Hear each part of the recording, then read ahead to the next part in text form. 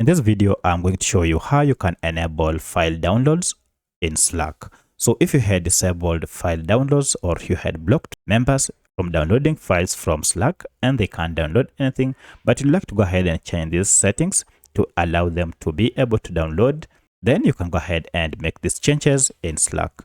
If you find this video helpful, I'll kindly request that you support me by liking the video and also by subscribing to this channel. Alright, to do this, you need to go ahead and click on your Slack workspace name here and then click on this drop down arrow. From this, head over to Tools and Settings, and under it, head to Settings.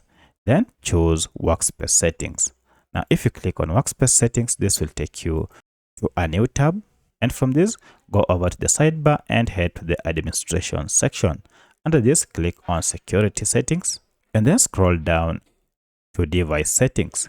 Currently, you can see under File Downloads, you can see it is set to not allowed on desktop and not allowed on mobile.